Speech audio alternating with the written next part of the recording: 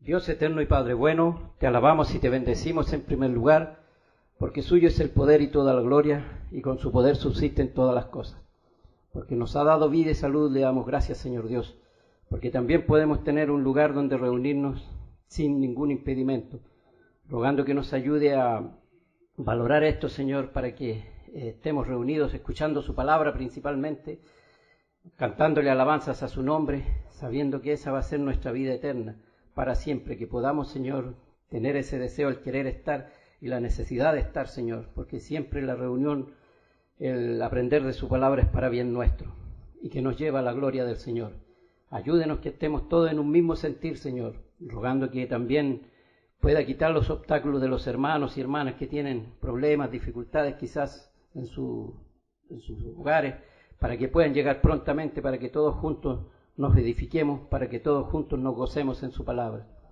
Rogamos que a todos nos ayude, así también a los hermanos en lo lejano, en Yungay, en Temuco, en Yun, en Uruguay, en Montevideo, en Argentina también, Venezuela, Norteamérica, y donde haya hijos suyos que se apartan del sistema religioso tan confundido para buscar en su palabra y esperar su venida. Amamos su palabra y amamos su venida, Señor. Cuanto más pronto, Señor, anhelamos su venida, que sea ya, Señor, tan malo y confundido que está este mundo en todos los sentidos, en lo secular y en lo religioso. Tan malvado que está, Señor, quisiéramos ya no estar acá, Señor. Sabemos que nuestra perspectiva es celestial y para allá vamos, Señor, y ahí sí que tendremos felicidad completa, Señor. Esa es la felicidad que necesitamos, donde usted nos alumbrará, donde estaremos cantando para siempre alabanzas a su nombre, donde no existirá la maldad, la enfermedad, nada de lo malo que existe en este mundo, sobre todo que no estará el pecado, Señor, que tanto mal nos hace, Señor. Padre Celestial, anhelamos esa vida eterna. Ayúdenos a que así sea en cada momento de nuestra vida, y también cuando nos acordamos de esa vida eterna, nos acordamos de la obra preciosa de nuestro Señor Jesucristo en la cruz del Calvario, esa obra tan perfecta, tan buena para nosotros, Señor, que nos salva, nos da vida eterna. El Hijo de Dios dando su vida por viles pecadores que nada merecíamos, más que su justo juicio. Pero Él se puso en nuestro lugar porque no había nadie más que ocupase ese lugar. Le damos gracias, Padre, gracias por Jesús, nuestro precioso Salvador. Gracias también, Jesús, que voluntariamente puso su vida para salvarnos. Y esa sangre preciosa que nos limpia de todo pecado. ¿Cómo no agradecer eternamente y todos los días esa obra tan preciosa? Padre Celestial, gracias le damos, Señor, cada día que podemos hacer memoria y cuanto más cuando podemos estudiar su palabra, pidiendo que le dé la gracia y la sabiduría que viene de lo alto a nuestro hermano Pablo para que nos enseñe, nos exhorte con su palabra, sea que nos reprenda, sea que nos aliente. Ayúdenos a estar atentos, Señor, que quite usted toda distracción que haya en nuestra mente para estar atentos a su palabra y que ella haga nido en nuestra mente y en nuestros corazones para también ponerla en práctica en todo lugar, no solo aquí, Señor, sino que en nuestros trabajos, en nuestros hogares, en la vecindad. Poder ser un testimonio bueno, Señor, en medio de tanta maldad que hay, que Él loda su evangelio y el nombre de Jesús. Usted nos dé esa fuerza, ese valor de ser, Señor, tener un testimonio diferente delante de los demás, para que vean, Señor, en nosotros que su evangelio sí es verdad en nuestras vidas, Señor.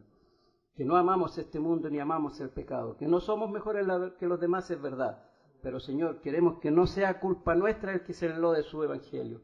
Queremos ser buenos testimonios vivos, Señor, aun cuando seamos pocos, Señor, pero donde quiera que vamos seamos un buen testimonio de su palabra, de su evangelio, de Jesucristo mismo, Señor.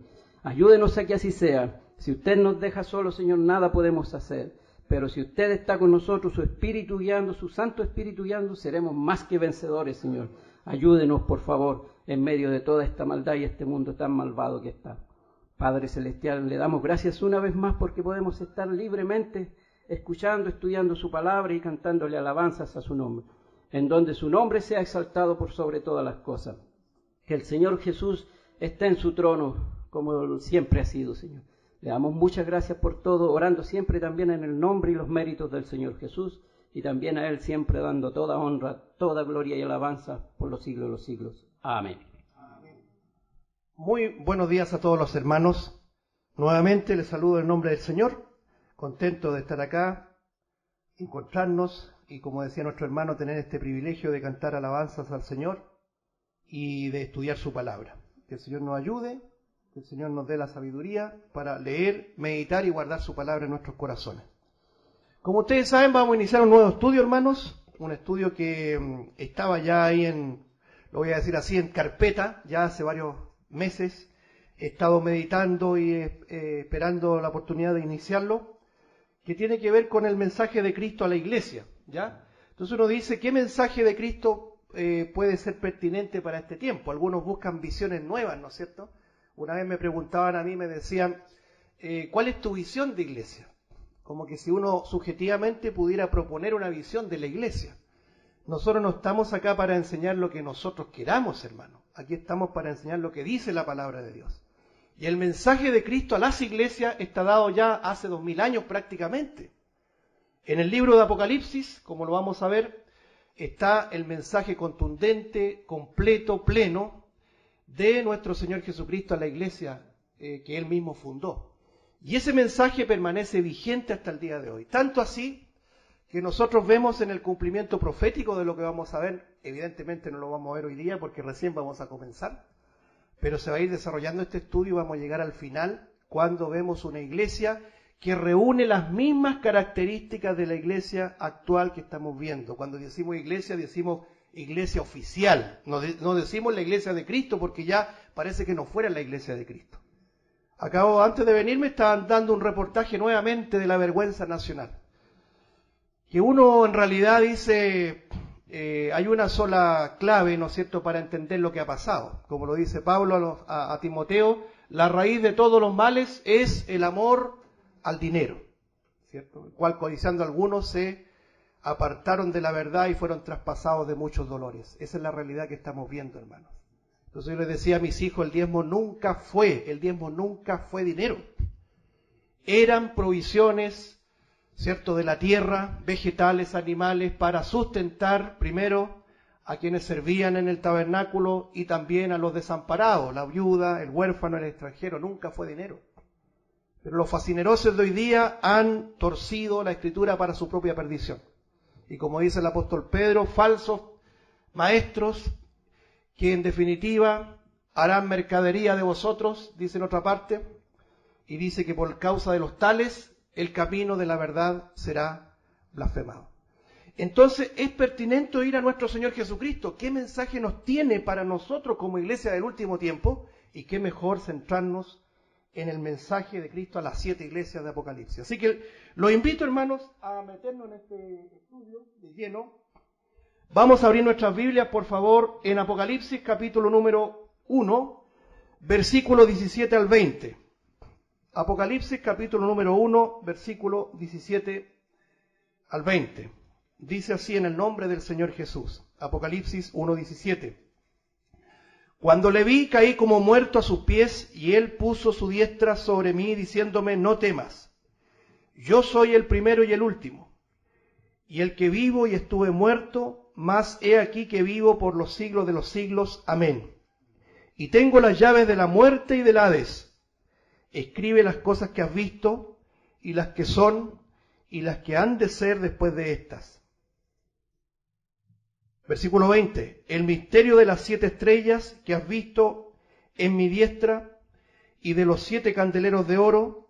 Las 7 estrellas son los ángeles de las 7 iglesias, y los 7 candeleros que has visto son las 7 iglesias. Que el Señor bendiga su palabra. Nosotros sabemos que el libro de Apocalipsis tiene mucha simbología, ¿cierto? Que hasta que nosotros tengamos la capacidad debemos siempre tratar de interpretarlos literalmente. Esa es la regla de interpretación, la base. Nosotros siempre hacemos un énfasis. La Biblia se estudia literalmente. No obstante, hay ejemplos, hay simbología, pero que se debe interpretar a la luz de la propia Biblia y no de acuerdo a nuestra idea subjetiva. Entonces, lo primero que tenemos que nosotros resaltar en este estudio que vamos a iniciar, que las 7 iglesias existieron en una región que se llamaba Asia Menor, actualmente es Turquía. Toda esa región, si usted se mete en el mapa, en la geografía actual, toda esa región de Turquía comprendía Asia Menor, donde estaban asentadas estas 7 iglesias, ¿ya? Que se conoce como las 7 iglesias del Apocalipsis. El propósito del estudio es, primero, descubrir el significado espiritual para las iglesias y creyentes de la actualidad. Es decir, en la medida que vamos estudiando esto, vamos a descubrir lo que el Señor nos está hablando a cada uno de nosotros de manera individual y también de manera colectiva como iglesia. Ese es el primer objetivo. Y el segundo, sin duda, es descubrir de manera profética el estado de la iglesia, yo podría agregar algo ahí, de la cristiandad, ¿cierto?, desde el día de Pentecostés, que es cuando nace la iglesia, hasta el arrebatamiento de la iglesia. Nosotros estamos en un tramo, en una recta, que parte del día de Pentecostés y va a culminar, amados hermanos, el día que Cristo vuelva. Y creemos que va a ser muy pronto. El arrebatamiento está a las puertas, hermanos. Y debemos vivir así en esa perspectiva. El llamado del arrebatamiento es un lenguaje de inminencia. Cristo no va a volver en cualquier momento así. No, Él está volviendo, hermanos. Así de inminente es. Así debemos concebirlo. Para no aterrizarnos, para que no nos seduzca, ¿cierto?, este mundo de maldad, para que no nos seduzca los tentáculos del dinero y de las propiedades y de la prosperidad. Hoy día hay una gran cristiandad, hermano, que está centrado solamente en lo terrenal, solamente en lo temporal. Yo siempre le digo a mis hermanos, hermano, ando buscando una iglesia, dice alguien por ahí. Bien, dígale, ¿qué tiempo estamos viviendo? Si le dice que estamos en tiempo de avivamiento como nunca antes, salga arrancando de ahí. También le digo a mis hermanos, ¿desde cuándo que no te hablan de la venida del Señor? Los predicadores ya no hablan de la venida del Señor. La iglesia primitiva, hasta el siglo III, predicaba de que Cristo volvía. Cuando la iglesia se casa con el Estado, asume compromiso con el Estado, dejó de pensar en lo celestial y comenzó a, como decía el hermano Evis Carballosa, a afincarse en este mundo, ¿ya? Y esperar una era dorada que no va a llegar nunca. El reino aquí. Entonces, muy pertinente descubrir de manera profética el estado de la iglesia desde el día de Pentecostés, cuando el Espíritu Santo fue derramado en los creyentes y se mantiene aquí todavía, hasta el arrebatamiento de la iglesia. Muy bien.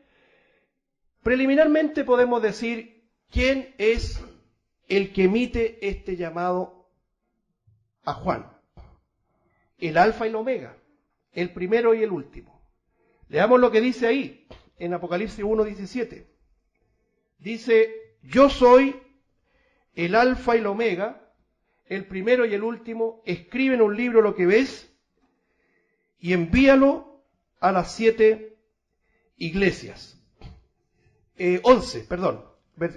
Apocalipsis capítulo 1, versículo 11. Ahí hay un error, ¿no es cierto?, en la escritura. Pero veamos el capítulo 11. Dice así, el capítulo 1, versículo 11. Yo soy el alfa y el omega, el primero y el último, escribe en un libro lo que ves y envíalo a las 7 iglesias que están en Asia, a Éfeso, Esmirna, Pérgamo, Tiatira, Sardis, Filadelfia y la Odisea. Apocalipsis 1:11. Bien. Como nosotros vemos, habían 7 iglesias. Cada una de ellas representa un estado espiritual, no solamente con una aplicación presente para nosotros, sino que una aplicación en el tiempo, que lo vamos a ir viendo paso por paso. Ahora, yo quiero hacer algo preliminar, alguna introducción en esto. No sé si se ve bien ahí. En beneficio de los que nos escuchan solamente, aquí mostramos un mapa para que nos podamos ubicar, digamos, dónde está localizada esta iglesia y en qué condición el apóstol Juan estaba escribiendo, porque quien escribe el libro de Apocalipsis es el apóstol Juan. El libro de Apocalipsis fue escrito probablemente entre el año 90 y el año 95 después de Cristo, en ese lapso, ¿ya? El autor es el apóstol Juan, quien estaba desterrado, note usted, por causa de la palabra de Dios y el de Jesucristo, en una isla griega llamada Patmos. Es decir, Juan fue desterrado por causa de su fe. Ese es el pago de predicar la verdad, hermanos. Si nosotros queremos el aplauso por predicar la verdad, estamos totalmente equivocados. Si queremos el reconocimiento social por predicar la verdad, estamos totalmente errados. El Señor Jesucristo decía, si al padre de familia llamaron Belcebú, ¿cuánto más a los de su casa? Nos acordábamos de alguien que dijo, yo no quiero quedar aislado, ¿cierto? Pero nosotros, hermanos, si predicamos la verdad, vamos a ser aislados, y literalmente. Entonces Juan es enviado a esta isla griega, que está ubicada ahí, ¿no es cierto?, con el GPS, si lo pueden ver, en la isla de Patmos, que en definitiva está al frente de las costas en el mar Egeo, en las costas de Turquía, en este tiempo, ¿no es cierto? Pero en ese entonces estaba Éfeso, Mileto, toda esa zona, esa costa, ahí estaba más o menos ubicada la isla de Patmos. Esto fue ocurrido entre el año 90, ¿no es cierto?, 95 de nuestra era cristiana. Ahora, se dice que después de que terminó el gobierno de Domiciano, que es el que destierra a Juan, Juan llega a Éfeso y pasa un gran tiempo ahí en Éfeso. Y curiosamente, lo voy a decir así, es la primera carta a la cual el Señor le destina un mensaje, la iglesia de Éfeso, que es la que vamos a estudiar o vamos a comenzar a estudiar a partir de esta mañana. Si ustedes ven ahí en el mapa, solamente como recordatorio aparece la zona de Macedonia, ¿cierto?, donde están las iglesias de Tesalónica, ¿se acuerdan? Los tesalonicenses, los filipenses, la iglesia de Berea, todo eso está en la región de Macedonia. También está la región griega de Acaya, la iglesia a los corintios, Cencrea también. Aparece el mar Mediterráneo, Galacia, las iglesias de Galacia, Listra, Derbe, Iconio, y más abajo ahí ven Jerusalén. No sé si lo aprecian de ahí.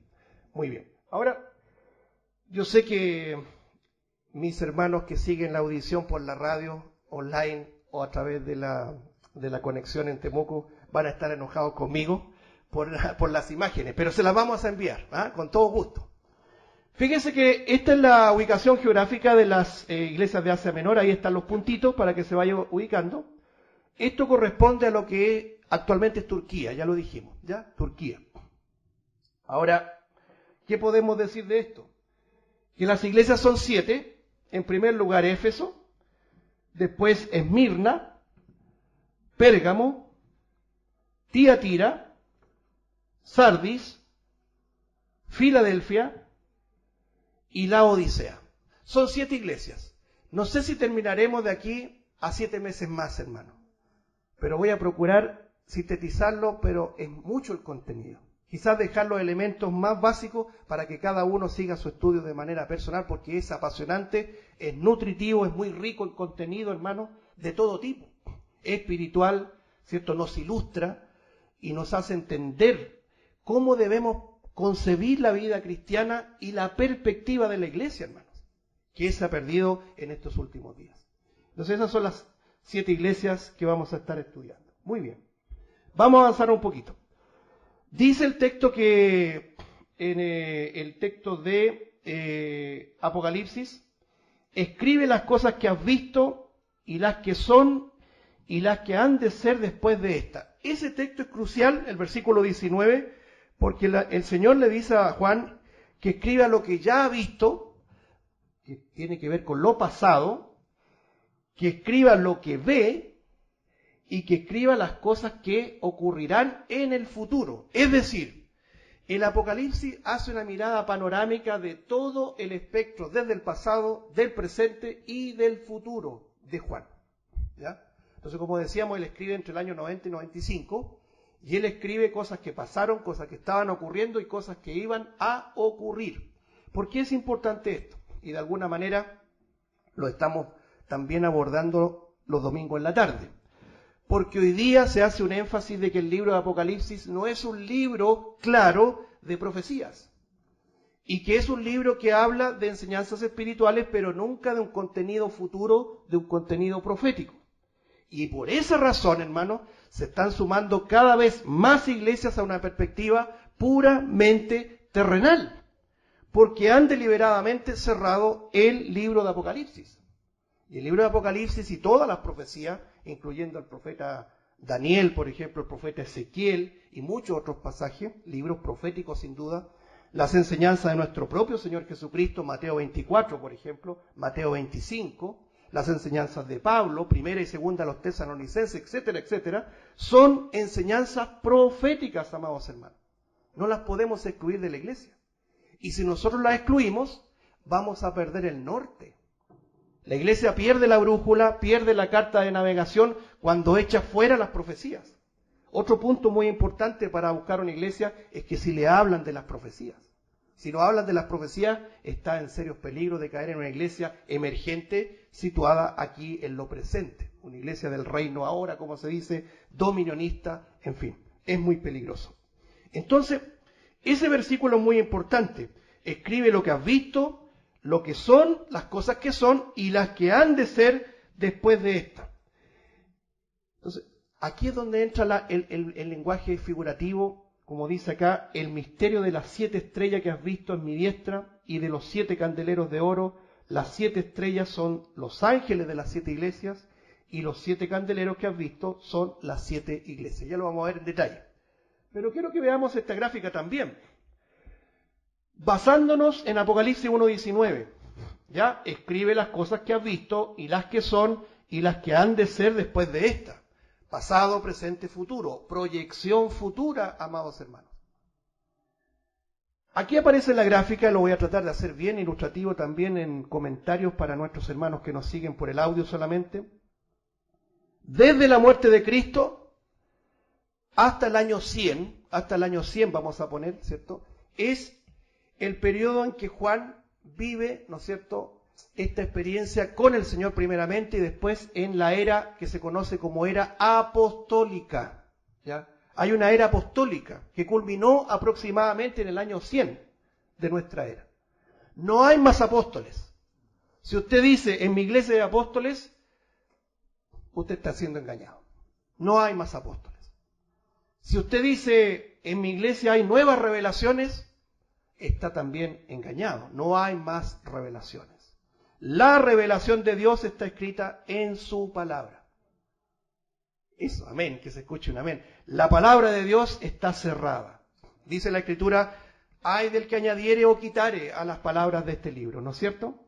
Es muy solemne el cierre de las Escrituras, es decir, Dios ya ha revelado su palabra. Ahora, el apóstol Juan vive en este periodo, ¿cierto? La muerte de Cristo, el día de Pentecostés, cuando el Señor envía el Espíritu Santo conforme a su promesa.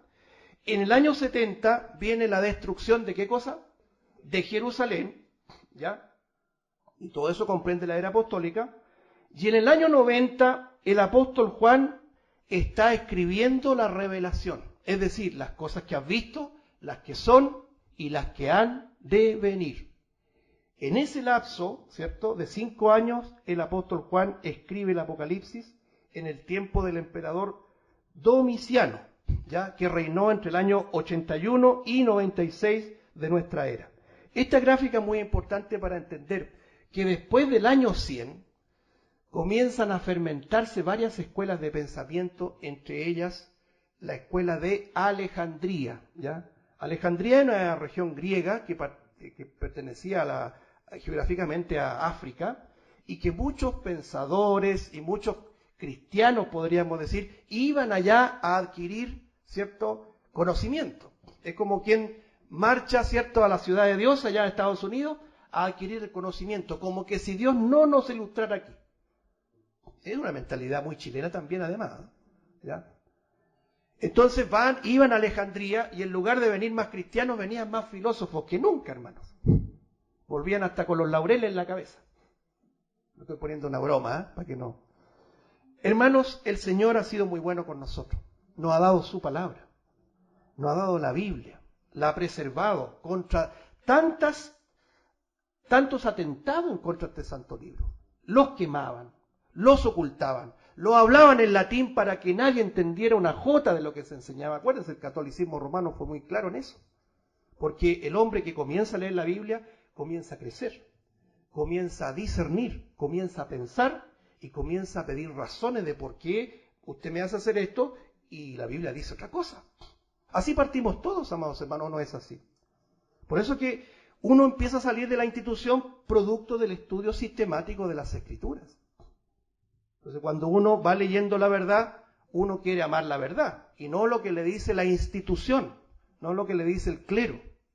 ¿Me entiende? El sometimiento es a Dios, primeramente, y a su palabra. Y todo hombre sea mentiroso, dice Pablo, y Dios verás. Romanos capítulo 3, verso 4. Muy bien, entonces la escuela de Alejandría comienza a fermentar ideas filosóficas, agnósticas, pero aún así la iglesia primitiva se mantuvo prácticamente con una fidelidad a la Escritura y a la perspectiva durante los 3 primeros siglos. Pero ya en el siglo IV se produce lo que se llama una inflexión, ¿cierto? Un punto de inflexión, donde la iglesia ya perdió su perspectiva celestial y comenzó a pensar cómo conquistar los poderes temporales. ¿Ya? Entonces, vemos hoy día en la realidad, hermanos, una iglesia evangélica que en la gran mayoría, las grandes multitudes, ¿cierto?, que piensa en lo terrenal y cómo conquistar el reino aquí. Y todos los que creen que Cristo va a volver, y todos los que creen que los creyentes debemos tener una perspectiva puramente celestial y futura, son grupúsculos pequeños. Esos son los tiempos que estamos viviendo. Por eso es muy necesario, es imprescindible preservar estos lugares, hermanos. Yo les digo a mis hermanos a veces a la distancia, aunque sean 2 o 3, perseveren en las Escrituras, hermanos. Y aliméntense a través de ministerios que también están un poco más robustos en esta misma perspectiva. Pero no cambien la perspectiva solo porque hay que congregarse. No, si congregarse no es lo que soluciona el problema. ¿Dónde te congregas? ¿Qué enseñanza es la que recibes? Eso es lo importante, lo trascendental. Entonces esta gráfica nos aclara más o menos que el apóstol Juan había vivido la experiencia con Cristo, el día de Pentecostés, la destrucción de Jerusalén en el pasado, hermanos. No cabe duda. Pero él escribe a partir del año 90, ¿cierto?, el Apocalipsis y se proyecta lo por venir. Entonces, ¿cómo se sostiene esa idea que dicen muchos que el Apocalipsis es un libro que sus profecías se cumplieron en el año 70 de nuestra era? Es una incongruencia. ¿Por qué es una incongruencia? Porque si se cumplieron ya no es un libro profético. ¿No es cierto? Entonces lo que nosotros estamos viendo acá es que Juan ciertamente vio lo que pasó en su era, vio lo que estaba pasando en su presente, ¿cierto? Como contemporáneo, me siguen, ¿no? Pero también el Señor le dio la revelación de lo que ven, de lo que vendría. Eso es muy importante. Bien, aquí está el concepto de las 7 estrellas, de los 7 ángeles, de los 7 candeleros y de las 7 iglesias. Sin duda, aquí hay una simbología, pero gracias al Señor que la propia Escritura revela su simbología. Es decir, las 7 estrellas son 7 ángeles. ¿Sí? El Señor lo dice, no es una traducción nuestra, no es una interpretación nuestra. Las 7 estrellas es una simbología de los 7 ángeles, según lo que acabábamos de leer. Y los 7 candeleros son las 7 iglesias que hemos mencionado. Entonces, es importante, hermanos, como primera cosa, notar el significado del número 7. A veces pasa por alto el número 7. Como número de Dios y que habla de la plenitud o de la perfección. Algunas referencias bíblicas. Esto usted lo puede cotejar con su Biblia. Los 7 días de la creación. ¿Por qué no fueron 8? ¿Por qué no fueron 6? Fueron 7. Al 7º día Él vio su obra y descansó. ¿Ya? Dice las vueltas alrededor de Jericó. Fueron 7. Las 7 veces de la lluvia de Elías. ¿Se acuerda que Elías insistió hasta 7 veces y la lluvia se avecinaba? Los 7 zambullidos de Naamán en el río Jordán. Eliseo le dijo, zambúllete 7 veces en el río Jordán. Ahí está el 7 nuevamente. Las 7 frases de Jesús desde la cruz, que las estuvimos también estudiando. Los 7 sellos, las 7 trompetas y las 7 copas de ira en los juicios venideros. Pedro le dijo al Señor, ¿cuántas veces he de, cierto, perdonar a mi hermano? ¿7 veces? No, os digo 70 veces 7. ¿Ya? Siempre el 7 tiene que ver con plenitud, con una voluntad perfecta de Dios. Entonces, en consonancia con eso, él escribe a 7 iglesias. Es decir, es el mensaje preciso, ¿cierto?, pleno, de perfección de Cristo. Es indiscutible. Lo que vamos a leer es un mensaje para nuestra iglesia local, para cada iglesia local, y es un mensaje que habla de la proyección desde el día de Pentecostés hasta el último tiempo cuando estemos acá, cuando Cristo regrese en el arrebatamiento de la iglesia. Muy bien. Vamos a comenzar entonces con la primera iglesia. Después de esa introducción, sin mayor preámbulo, nos metemos acá en Apocalipsis capítulo 2, por favor. Abra su Biblia en el capítulo 2 de Apocalipsis. Apocalipsis capítulo 2, verso 1 dice así. Vamos a dar lectura en el nombre del Señor Jesús. Apocalipsis 2:1. Escribe al ángel de la iglesia en Éfeso, el que tiene las 7 estrellas en su diestra, el que anda en medio de los 7 candeleros de oro, dice esto. 2 puntos. Yo conozco tus obras, y tu arduo trabajo y paciencia, y que no puedes soportar a los malos, y has probado los que dicen ser apóstoles y no lo son, y los has hallado mentirosos. Y has sufrido y has tenido paciencia, y has trabajado arduamente por amor de mi nombre, y no has desmayado. Pero tengo contra ti que has dejado tu primer amor. Recuerda por tanto de dónde has caído y arrepiéntete. Y haz las primeras obras, pues si no vendré pronto a ti y quitaré tu candelero de su lugar, si no te hubieres arrepentido. Pero tienes esto, que aborreces las obras de los nicolaitas, los cuales yo también aborrezco. El que tiene oído, oiga lo que el Espíritu dice a las iglesias. Al que venciere, le daré a comer del árbol de la vida, el cual está en medio del paraíso de Dios. Que el Señor bendiga su palabra. Quizás, hermano, solamente este mensaje nos tomaría un año. Es tan profundo, tan fecundo, hermanos, que podríamos abrir y abrir comentarios de esto. Que el Señor nos ayude y nos dé sabiduría para poder centrarnos y poder avanzar también. Primero, Éfeso. Según algunos, hermanos, esta palabra significa deseada, ¿ya? Que habla en consonancia de la primera iglesia de Cristo. Algunos la sitúan entre el año, algunos hay un poquito de discrepancia, cuál es el año en que se derramó el Espíritu Santo, pero de la década del 30, por decir así, el año 30 en adelante, hasta el año 100, comprende la existencia de la iglesia de Éfeso, ¿ya? En el sentido espiritual, la iglesia que va desde Pentecostés hasta el año 100. Deseada porque es la amada y deseada esposa de Cristo. Es una localidad jónica, ¿ya? Ubicada en Asia Menor, como ya lo dijimos, hoy es Turquía, ubicada en las costas del mar Egeo. Mire, yo seleccioné 2 imágenes, las voy a comentar, que es el templo de Diana o Artemisa y la imagen de Diana o Artemisa. Usted dirá, pero ¿para qué eso no nos interesa la historia? Pero eso aparece en la Biblia. Aparece en la Biblia. Fíjese que Pablo estuvo 2 veces en Éfeso, predicó durante casi 2 años. Allí encontró a ciertos discípulos de Juan, esto es capítulo 18 y 19 de Hechos, ¿cierto? Habían unos discípulos de Juan que no habían oído del Espíritu Santo, pero habían creído en el Señor. Y el Señor ahí, como apóstol, usa a Pablo e imparte, ¿cierto?, el Espíritu Santo a estos ciertos discípulos que no habían oído hablar jamás del Espíritu Santo. O sea, era muy importante la visita de Pablo a Éfeso. Estuvo por casi 2 años en Éfeso, en su segunda visita. Hizo muchos milagros, ¿ya?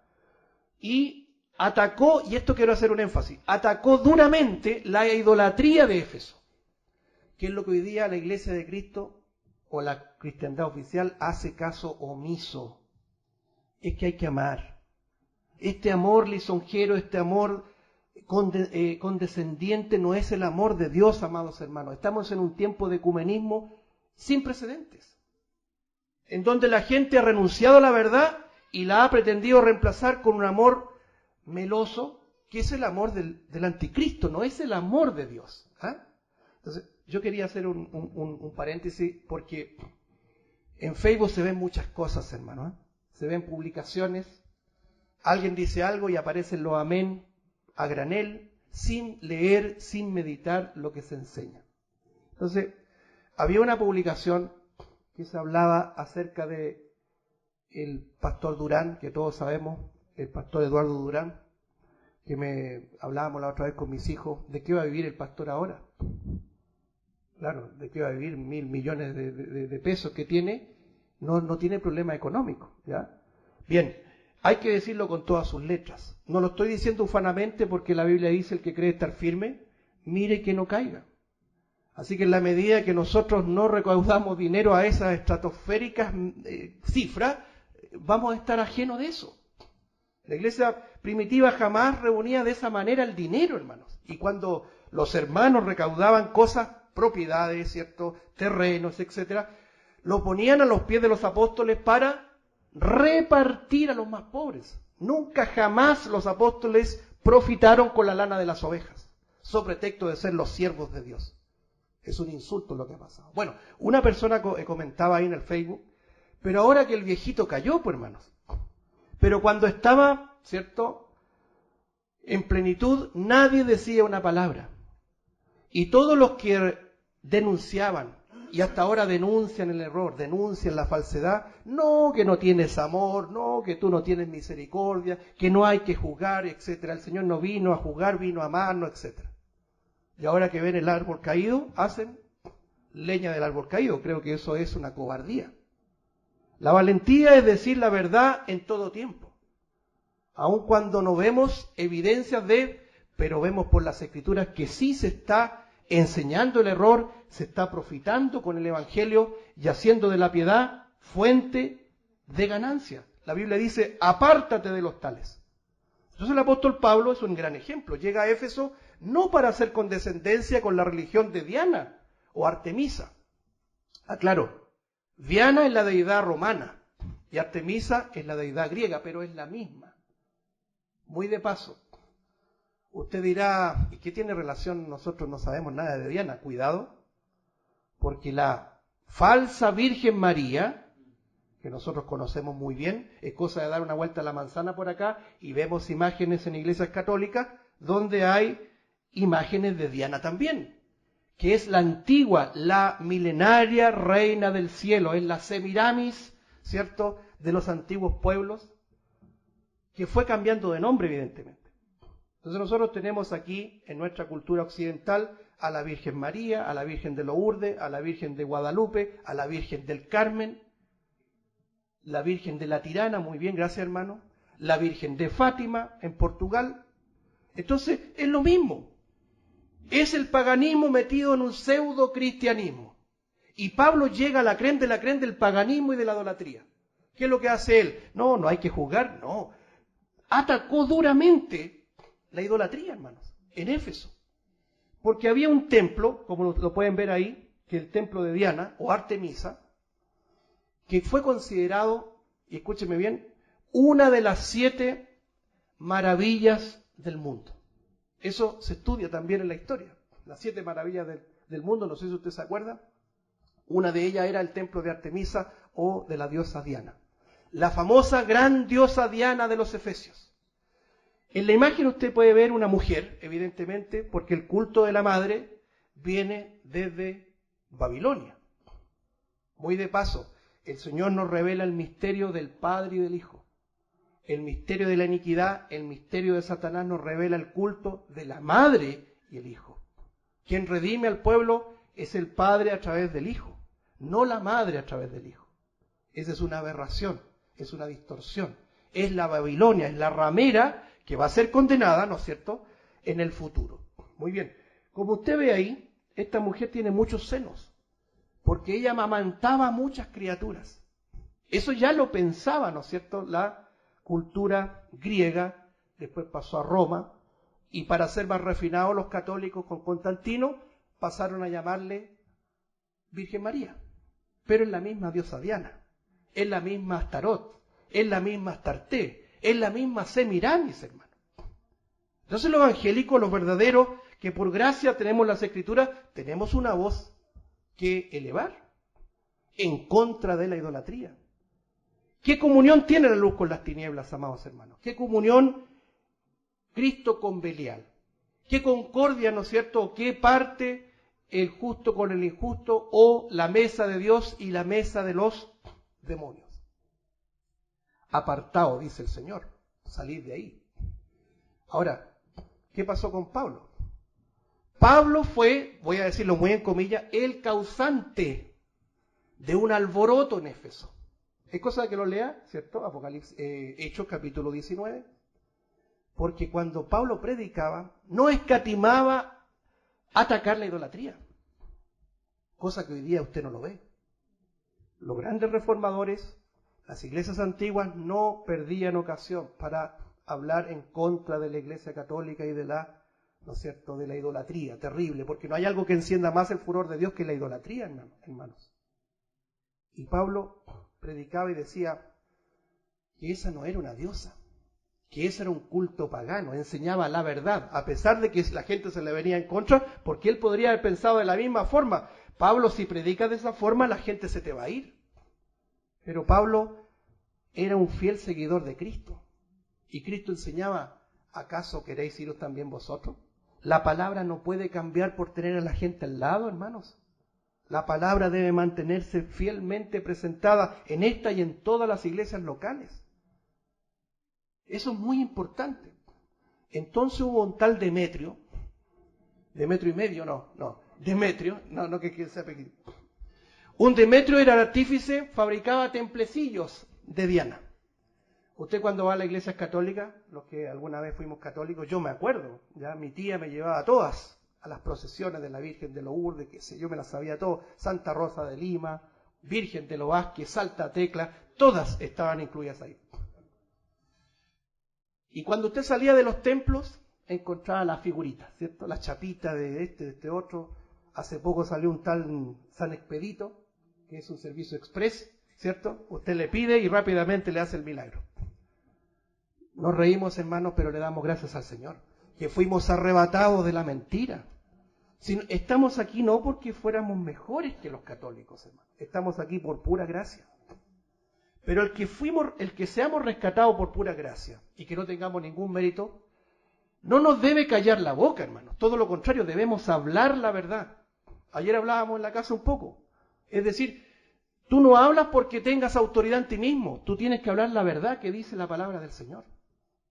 Entonces este Demetrio estaba metido en un negocio porque ganaba mucha plata. Ahí dice una cifra, Hechos capítulo 19, pero es una cifra de mucho dinero, con la idolatría y con todo superchería y la religiosidad de la gente. Y empiezan a decir, bueno, Pablo es el que está aquí convulsionando la gente, y mucha gente deja de comprar y está abandonando la religión de nuestra gran diosa. Voy a resumir, solamente quiero culminar que quedó un alboroto, porque toda la gente se unió ahí y empezó a gritar por horas, grandes dianas de los efesios. Y no callaban, hasta que tuvo que haber una asamblea general. Y Pablo inclusive, yo veo en Pablo en ese texto como que, ya quiero evitar esto, y quería irse. Y los propios discípulos lo persuadieron para que se quedara. Porque era humano también, ¿no es cierto? Porque uno cuando ve que la verdad causa, ¿no es cierto?, en lugar de una sumisión en la gente se pone rebelde y rechina los dientes, uno dice, ya voy a bajar las revoluciones. Pero esa es la verdad, hermanos, que debemos predicar y que el Señor nos capacite, lo digo en primera persona, para pagar el precio de la verdad. Entonces, ese es el contexto de esta iglesia en Éfeso. Ese es el contexto de la sociedad en Éfeso. Una sociedad altamente pagana, idólatra, con costumbres, ¿cierto?, terribles. Y Pablo ahí fue a predicar en esa región de Asia Menor. Muy bien. Vamos a quedarnos ahí, ahora seguimos con el estudio. No hay más diapositivas por ahora. Como les decía, hermanos, el versículo 1 dice, escribe al ángel de la iglesia en Éfeso. La pregunta es, ¿quién es el ángel? Esa es la primera pregunta que nos vamos a hacer. Bueno, hay algunos que dicen osadamente que es el pastor de la iglesia. ¿Lo ha escuchado? ¿Ya? Yo no sé si podríamos nosotros dejar de reírnos ante esa traducción. ¿Ya? No solamente es un atentado a la lógica, hermanos, sino que a la propia escritura. Usted no encuentra en ningún texto que al pastor, al anciano u obispo, que es lo mismo, nunca olvide esto, pastor, anciano, obispo es lo mismo, no hay jerarquía. Hoy día los hombres que quieren tener poder han separado estos conceptos. El anciano es menos que pastor, ¿se ha fijado? Y el pastor es menos que obispo. Entonces ellos conciben todo esto como una jerarquización de la iglesia. En ninguna parte enseña eso. solamente mencionar. Cuando se habla de anciano es una particularidad del mismo oficio. Anciano es porque tiene experiencia. Pastor es porque imparte el pasto. Y obispo es porque está supervisando la grey. Pero es el mismo oficio. Es la misma función dentro de la iglesia. Nunca es jerarquía. La Biblia es clara, es enfática. El Señor dice, todos nosotros somos hermanos. Uno es vuestro maestro. Y no os dejé que os llamen rabí. Rabí significa el más importante de todos. Aquí nadie es más importante que todos. Aquí todos somos comprados al mismo precio, al precio glorioso de la sangre de Cristo. Amén. Entonces, eso es muy importante siempre recordarlo, amados hermanos.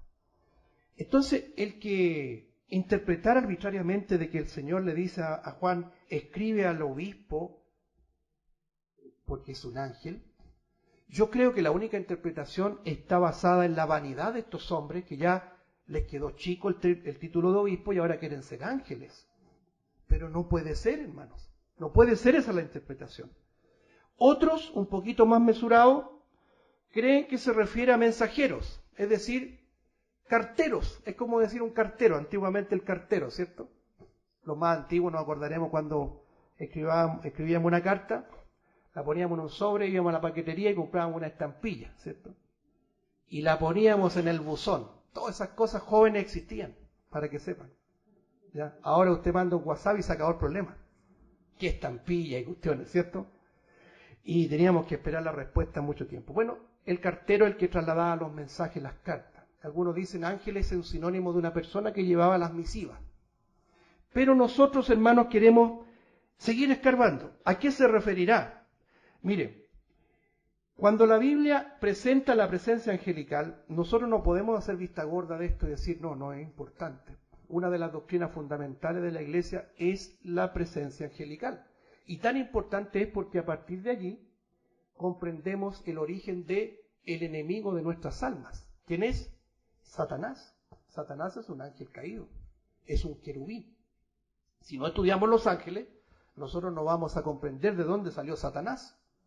Y podríamos llegar a malinterpretar que es el Dios del mal, como dicen algunos. No, si no existen más dioses, hay un solo Dios. El Dios todopoderoso, el Dios de Israel, el Dios nuestro. Amén. Y Satanás es una creación de Dios. Primeramente como un querubín protector, dice Isaías capítulo 14 y Ezequiel 28, que era un querubín protector, hermoso, la hermosura lo llevó a la ruina, ¿cierto? Se ensoberbeció, se volvió soberbio y su ruina fue querer ser como Dios, querer hacerse Dios. Y note que Satanás siempre tiene esa obsesión. Satanás le dijo al Señor, todo esto te daré si postrado me adorares. Pero ¿cómo comprendemos todo eso? A través de la doctrina de los ángeles. Serafines, querubines, ángeles, arcángeles son lo que revela la Escritura. El ángel Gabriel, el arcángel Miguel, por ejemplo, ¿cierto? Bien, yo quiero que veamos un poco, no nos detengamos en esto, sobre la presencia angelical en la iglesia para entender esto. Mire, Efesios, precisamente capítulo 3. Vamos a meternos ahí en Efesios. La epístola a los Efesios en el capítulo 3. Epístola de Pablo a los Efesios en el capítulo 3, versículo 9, dice así: y de aclarar a todos cuál sea la dispensación del misterio escondido desde los siglos en Dios, que creó todas las cosas, para que la multiforme sabiduría de Dios sea, ponga atención, sea ahora dada a conocer por medio de la iglesia, mire a quién, a los principados y potestades en los lugares celestiales, como dice acá, ¿no es cierto? Es decir, el misterio de la iglesia, que era un misterio escondido que ha sido revelado ahora, porque eso es lo tremendo, por eso que creemos que la iglesia es como un paréntesis en la proyección profética. Apareció sin tener un marco profético claro en el Antiguo Testamento. Cuando los profetas veían la venida de Cristo, veían solamente una venida de Cristo en donde Cristo, en este tiempo el Mesías, ¿cierto?, el Mesías libertador, venía a establecer su reino definitivo y glorioso. Esa era la perspectiva única. Pero aparece el Mesías encarnado en un humilde, ¿cierto?, carpintero de Nazaret, que viene a morir por su pueblo y que funda un pueblo espiritual que se llama la iglesia, que somos nosotros, que no tenemos ningún mérito, como dice Pedro, no teníamos pueblo, no teníamos linaje, no teníamos ningún origen, y ahora somos pueblo de Dios, real sacerdocio, escogidos. Así que tremendo privilegio, ¿cierto? Entonces la iglesia aparece enmarcada en un misterio. Y ese misterio, miren lo que dice acá el versículo 10, es dado a conocer ahora por medio de la iglesia a los ángeles. Es decir, los ángeles contemplan lo que nosotros hacemos y ven la bendita misericordia y gracia de Dios que ha hecho con viles pecadores como nosotros. Imagínense. Que éramos apartados, que no éramos parte del pueblo de Dios, que no estábamos en ninguna profecía, y de repente irrumpe este pueblo que adora a Dios y que reconoce la salvación en Cristo Jesús, por pura gracia. Todo ese cúmulo de cosas que podríamos ampliar y ampliar es un espectáculo a los principados y potestades, es decir, a los ángeles, que aunque usted no los vea, ahora mismo están sobre nosotros. Si nosotros pudiéramos tener vista espiritual. No la vamos a tener, hermano, así que no empecemos a buscar misticismo, ¿cierto? Voy a tratar de meterme en la cuarta dimensión, por ahí dicen algunos, hermano, el misticismo existe, pero guiado por Satanás. El que quiera buscar misticismo lo va a encontrar, pero no guiado por el Espíritu de Dios. Nosotros tenemos que siempre efectuar un culto racional, dice Romanos 12:1. Es vuestro culto racional. Cuando seamos transformados veremos la gloria de Dios, hermanos. Conoceremos los ángeles. Pero por la fe creemos ahora mismo que hay presencia angelical verdadera y real. Mire, avancemos un poquito, retrocedamos en realidad, a 1 Corintios, capítulo número 4. Esto es bueno ir apuntándolo, hermanos, como referencia para después sus estudios personales. 1 Corintios, capítulo número 4, versículo 9. Dice así, 1 Corintios 4:9, porque según pienso, Dios nos ha exhibido a nosotros los apóstoles como postreros, como a sentenciados a muerte, pues hemos llegado a hacer espectáculo al mundo, ¿qué más? A los ángeles y a los hombres. Es decir, nuevamente la Escritura nos enseña que los ángeles son espectadores, en este caso puntual, de lo que los apóstoles hacían en su periodo apostólico. Y ahora ciertamente tenemos la presencia angelical, aunque no podamos verla. Avancemos un poco a Primera de Pedro capítulo 1. Si quiero lo apunta ahí al margen. Dice así, Primera de Pedro 1:12. A esto se le reveló que no para sí mismo, sino para nosotros, administraban las cosas que ahora os son anunciadas por los que os han predicado el Evangelio por el Espíritu Santo enviado del cielo. Miren lo que dice la parte final. Cosas en las cuales anhelan mirar los ángeles. Es decir, no hay duda, hermanos, la presencia angelical es una doctrina bíblica, aunque no lo veamos. Acuérdense ustedes ahí de Hechos capítulo 12, cuando Pedro es liberado de la cárcel por un ángel, ¿no es cierto? Le abrió la celda, Pedro salió, fue a la casa donde estaban reunidos los hermanos, lo vieron por la ventana, y una tal Rode, ¿cierto? Dijo, es Pedro. Y los hermanos, aunque estaban orando, decían, está loca Rode, ¿no es cierto? Si Pedro está encarcelado. Y cuando lo vieron dijeron, debe ser su ángel. Debe ser su ángel. Entonces, Hebreos 13:1 por su parte dice, algunos sin saberlo hospedaron ángeles, que fue el caso del propio Abraham. Ya no se daba cuenta con quién estaban hablando, eran ángeles, entre eso estaba el ángel de Jehová, como se dice, ¿cierto? Que era una teofanía del propio Señor Jesucristo. Entonces, volvemos a Apocalipsis y podemos nosotros, en virtud de lo que dice el pasaje literalmente, el ángel de la iglesia en Éfeso, es decir, al ángel que protege la iglesia local, en este caso en Éfeso, o puede ser en Puente Alto o en la Florida, donde sea. Hay presencia angelical. Es que nos cuesta entender eso porque nosotros somos muy racionales. Entonces, ¿qué mejor decir? Mire, hermano, el pastor es el ángel, así que vamos teniendo cuidado. Hoy día vemos que no son muy ángeles, ¿cierto? ¿Ya? Bien, avancemos entonces. Escribe el ángel de la iglesia en Éfeso, el que tiene las 7 estrellas en su diestra. Ya supimos que las 7 estrellas son los 7 ángeles, no hay más interpretación. Pero cuando habla de la diestra, cuando dice acá, tiene las 7 estrellas en su diestra, habla de su poder, de su soberanía, la diestra de Dios. Por ejemplo, el Señor dice en Juan 10, mis ovejas oyen mi voz, y yo las conozco y me siguen, y yo les doy vida eterna, y no perecerán jamás. Y están en la mano de mi Padre, ¿cierto? Y están en mi mano también, dice, porque la mano del Padre es también la mano del Hijo, de donde nada ni nadie nos puede arrebatar. Cuando Cristo murió, ascendió y está sentado ¿a dónde? A la diestra de Dios.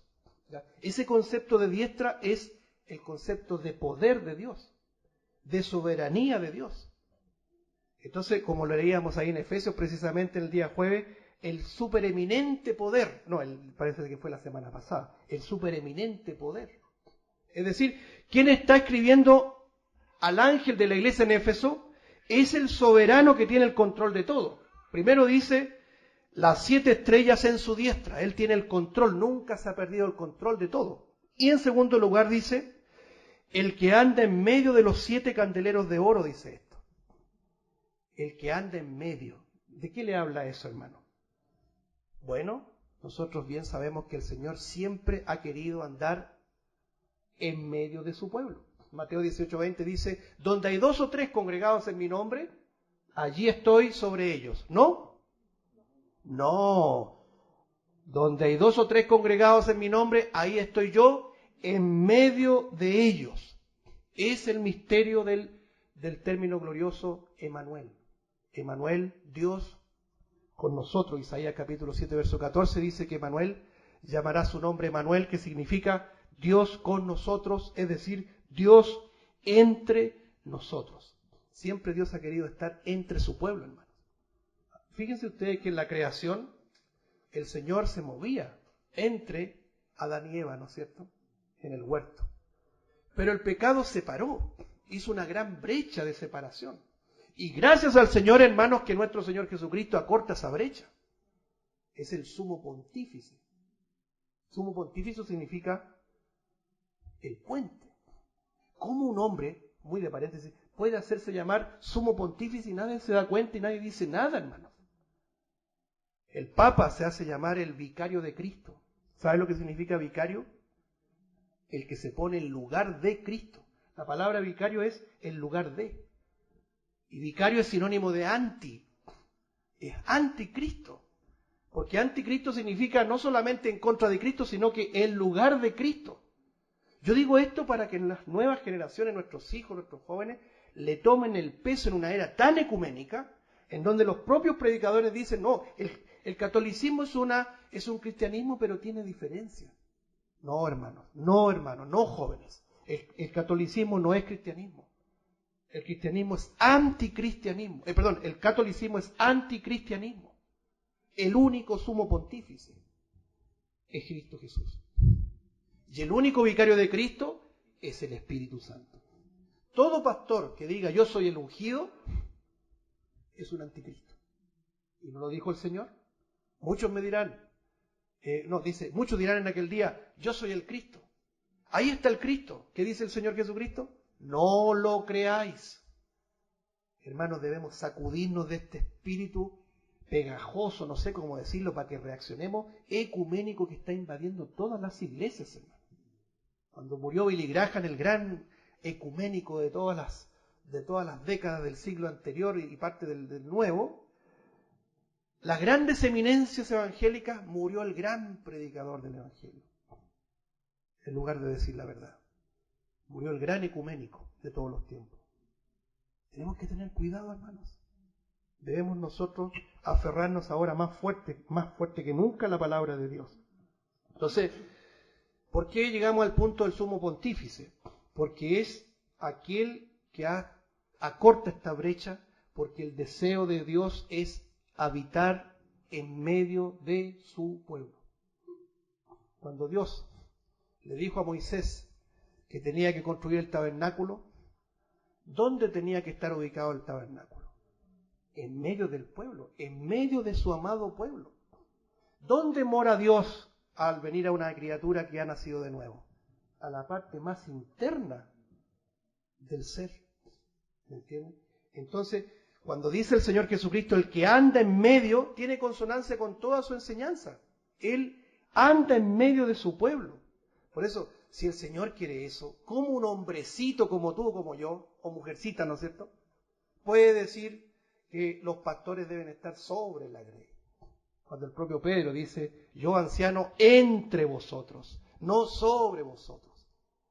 Permítame mezclar lo que está pasando también, hermanos, porque todo esto que ha ocurrido en la iglesia evangélica, este desastre y este fracaso vergonzoso ante un mundo escarnecedor significa que se mofa de nosotros, es producto de la hegemonía de poder, hermanos, porque ellos se sintieron sobre los hermanos. Si es cosa de verlos, pues, hermano. Usted entra a esa iglesia y los tronos de los lindos están sobre los demás. Entonces, alguien tiene que decir las cosas, hermano. La Biblia habla hace 2000 años, pero nosotros no queremos hablar esos tópicos, porque son muy aguafiestas. No queremos echar pelo en la sopa. Queremos ser hermanos. Y al final de todo vamos al mismo Dios. No, hermano, no es así la cosa. La Madre Teresa de Calcuta murió creyendo de que un musulmán iba al cielo si es que era sincero. ¿Cómo puede alguien ir al cielo si no está en Cristo? Un musulmán, un budista, un católico, si muere en su sinceridad, se va al infierno.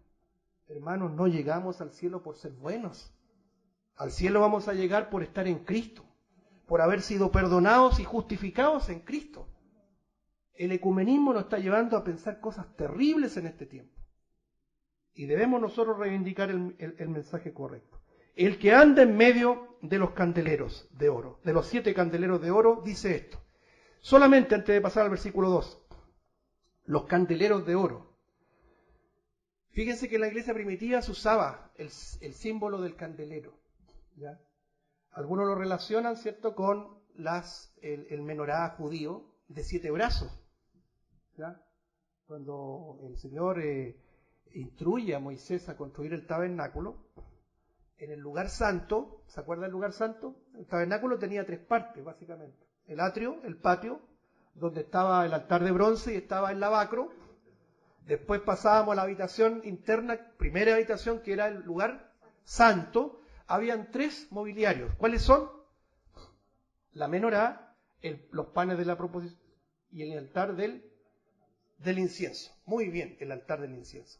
Y después, obviamente, en el lugar santísimo estaba el arca con la plancha del propiciatorio y el incensario de oro. Bien, cuando vemos en el lugar santo la menorá, era un candelabro muy grande, ¿cierto?, de 7 brazos. ¿Por qué 7 brazos? El número 7 ya lo hablamos, ¿cierto?, de plenitud. Luz a las naciones. El Señor lo dice, ¿no es cierto?, en Mateo, que nosotros somos luz del mundo. Mateo 5:14. Es decir, cuando tú te relacionas con el mundo, cuando hablas la verdad, cuando redarguyes, tú estás haciendo luz en medio de las tinieblas. Pero no esperes que la luz sea bien recibida. Esto es igual que cuando usted está viendo televisión así, y está entretenido y oscurita la sala ahí, y alguien prende la luz. ¿Le gusta eso? Lo primero que le va a decir, apaga la luz, loco. ¿Ah? Como decía, claro, porque la luz no puede vivir con las tinieblas. Entonces cuando usted llegue, por más amor que le ponga, la gente no le gusta la luz. Entonces, ¿qué hace uno como cristiano mediocre? Mejor se calla. Y se justifica en decir, bueno, yo doy el ejemplo con mi testimonio. Es decir, nos sacamos el pillo, como decimos en Chile, ¿cierto? Pero el hecho de tú hablar la verdad, inmediatamente vas a ser rechazado por aquellos que no aman la luz. El Señor dijo, la luz vino a los hombres y los hombres amaron más las tinieblas que la luz porque sus obras eran malas. Y no vienen a la luz para que sus obras no sean evidenciadas. Entonces, la semana, permítame, no quiero sacar más leña ahí, robaron los computadores. Mire qué curioso, ¿eh? Qué coincidencia. Robaron los computadores para que la oscuridad siga manteniendo en oculto todo este fraude, toda esta sinvergüenzura que la propia Biblia dice, harán mercadería de vosotros. Por eso es importante la luz, hermano. Luz en sentido simbólico, por ejemplo, lo que se recolecta, todo se transparenta. Lo que se gasta, todo se transparenta. Porque a pesar de esa transparencia, muchos tienen suspicacia, ¿cierto? Pueden tener suspicacia porque donde hay dinero hay problemas. Entonces, esto de candelero de oro sin duda es un símbolo de las iglesias locales como luz en medio de las tinieblas. Finalmente dice el Señor, no ruego que los quites del mundo, sino que los guardes del mal. Nosotros no estamos llamados a salir del mundo, sino a ser luz del mundo. Acuérdense que el monasticismo siempre buscó salir del mundo. ¿Ya? Vámonos a un retiro allá y nos quedamos por allá viviendo en las montañas porque así nos apartamos del pecado. Sin reconocer que el pecado lo llevamos a bordo, ¿eh? Lo llevamos dentro. Si el problema de la religión es que cree que el pecado nos rodea. Pero Cristo nos dice lo que contamina al hombre no es lo que entra, sino lo que sale. Hermano, hermana, tú y yo somos pecadores y el pecado mora en nosotros. Aunque te vayas al Himalaya, ¿no es cierto? Creo que es el monte más alto, el Everest, ¿cierto? 8.000 metros de altura, creo que es, algo así. Bueno, el pecado se va a 8.000 metros de altura. Entonces, ¿qué nos dice el Señor?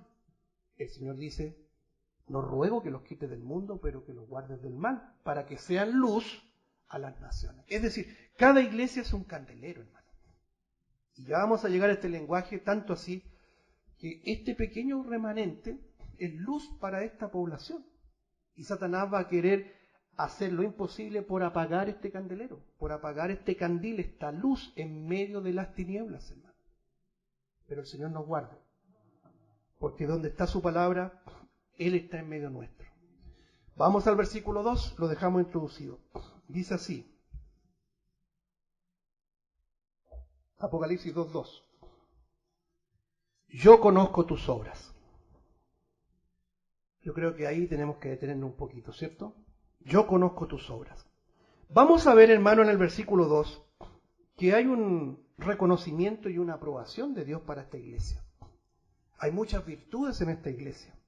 Tu arduo trabajo y paciencia, que lo vamos a ver, y que no puedes soportar a los malos, que has probado a los que dicen ser apóstoles y no lo son.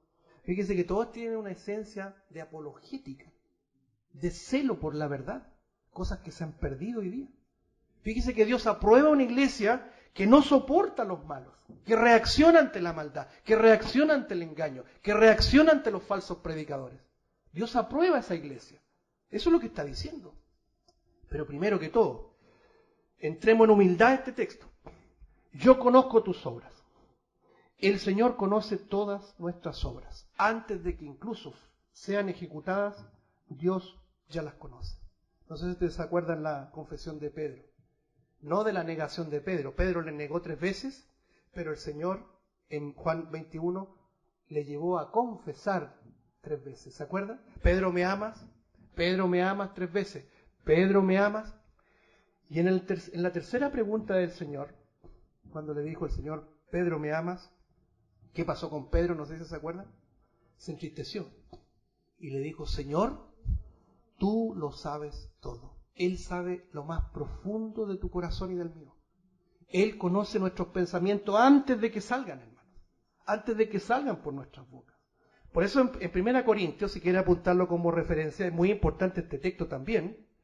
En 1 Corintios capítulo 4, el apóstol Pablo, dirigido en esta perspectiva por el Espíritu de Dios, 1 Corintios 4:5 dice, así que no juzguéis nada antes de tiempo hasta que venga el Señor, el cual aclarará también lo oculto de las tinieblas y manifestará las intenciones de los corazones, y entonces cada uno recibirá su alabanza de Dios, porque Él conoce nuestros corazones.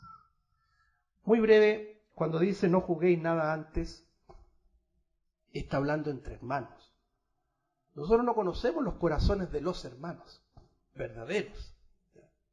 Cuando hay hermanos que, o entre hermanos hay enemistades o hay contrariedades, uno puede juzgar el hecho, pero no el corazón. Estamos hablando de verdaderos hermanos que dan testimonio de que son hermanos. Eso también hay que distinguirlo, hermanos. ¿Ya? Eso es claro. Porque también los falsos hermanos, Pablo se encarga de decir, con el tal ni aún comáis. ¿Ya? Pero ¿qué es lo que quiere subrayar acá el Espíritu Santo? Que Él conoce las intenciones del corazón. Antes de que tú hables, antes de que tú hagas algo, Dios ya conoce la intención. Entonces es muy importante poner a la luz de nuestras intenciones lo que hacemos o lo que decimos. No sé si me explico. Es decir, usted quiere decir algo en una reunión de iglesia, por ejemplo, antes de decirla, tú tienes que ponerla a la luz de la palabra de Dios para ver si tu opinión va a causar edificación o va a causar enemistad y discordia y discrepancia entre los hermanos. Y si lo hacemos a sabiendas de que vamos a causar dolor y discrepancia, Dios te va a pesar y Dios te va a juzgar por eso. ¿Se entiende? Todas nuestras obras están minuciosamente veladas, visadas por Dios. Y cuando Él se manifieste en el tribunal de Cristo, cuando estemos con Él, va a salir a luz las intenciones de nuestras obras, las intenciones de nuestras palabras. Por eso, ¿qué nos queda, hermano? Ser veraces. Si tu opinión es bíblica, bien aplicada, ¿cierto? Y dicha con amor, aunque le pongas el mayor de los amores, la verdad siempre será un golpe duro de la verdad al pecado. Nosotros nunca debemos despreciar la palabra de Dios en el sentido de que nos va a golpear. Entonces, en ese punto, el Señor conoce lo más profundo de nuestro corazón, de donde se gestan nuestras obras, ¿ya? Eso es muy importante.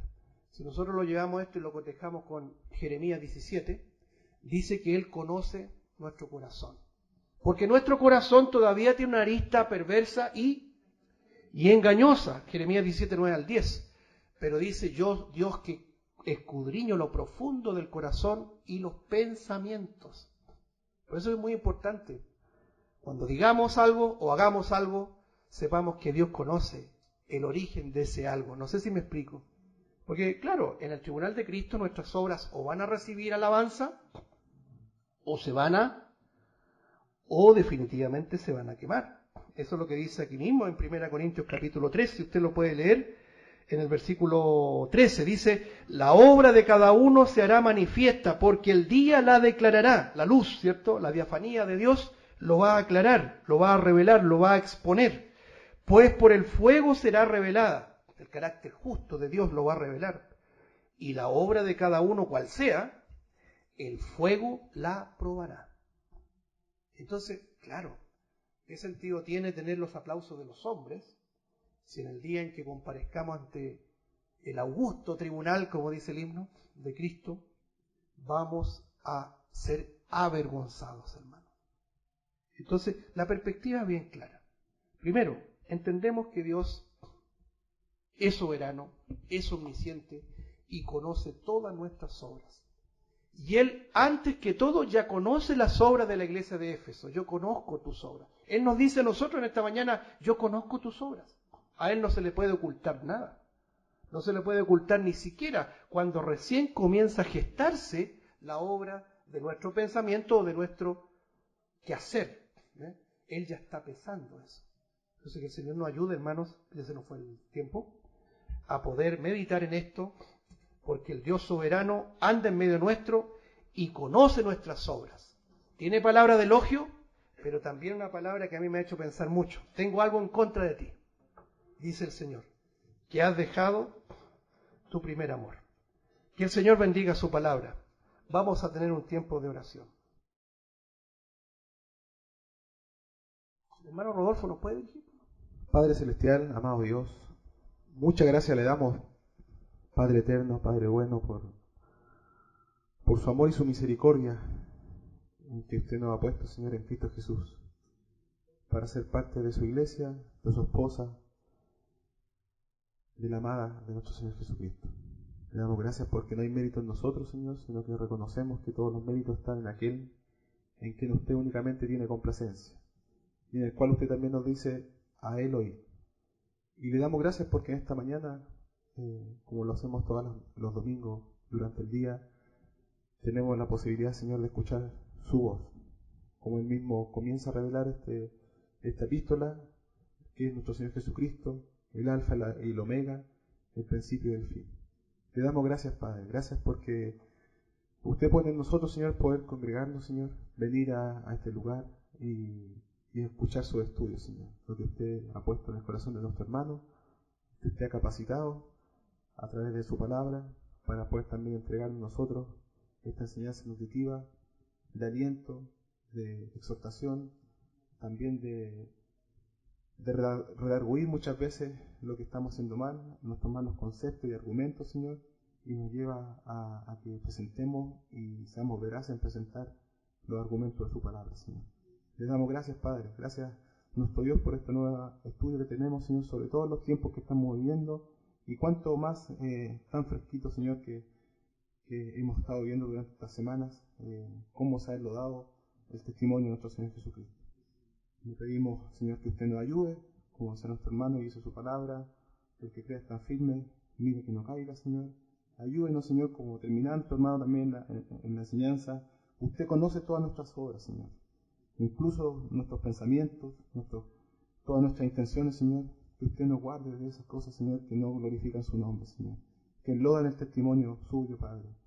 Le pedimos su ayuda para no caer en eso, Señor, que reconocemos que aún somos pecadores, el pecado mora en nosotros, Señor, y muchas veces la vanagloria y el aplauso de los hombres nos gusta más que seamos rechazados por la verdad, Señor. Le pedimos su ayuda ahora y hasta que usted nos llame a su presencia, o cuanto más el regreso pronto de nuestro Señor Jesucristo, Señor. Ayúdenos, Señor.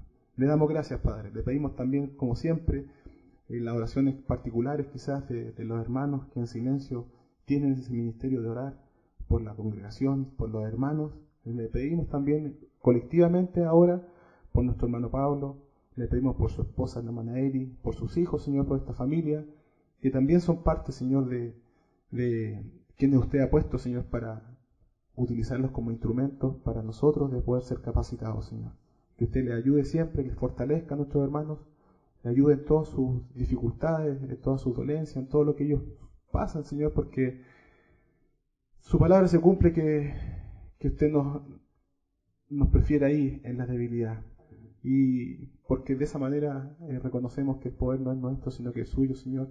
En esas dificultades, aún así usted los capacita, Señor, para poder entregarnos su palabra, Señor. Le pedimos esa ayuda a ellos siempre, que usted les fortalezca, le ayude, le anime, le dé un ánimo largo, y que siempre tengan la misma perspectiva que hasta ahora han presentado, que está en su palabra, Señor. El pronto regreso de nuestro Señor Salvador, nuestro Señor Jesucristo. Le damos gracias por todo, nuestro Dios, y lo hacemos en el nombre y en los méritos de quien usted únicamente tiene complacencia, Señor. Y le damos gracias, Padre, que así, que no se complace en nosotros, sino que se complace en Él, en su Hijo, en que vino a cumplir su voluntad, el que vino a cumplir la obra que usted le encomendó, el que vino a hablar todo lo que Él escuchó y vio y fue testimonio de usted al lado suyo, que lo hizo acá en la tierra, Señor. A Él sea toda gloria, toda honra y alabanza por los siglos de los siglos. Amén.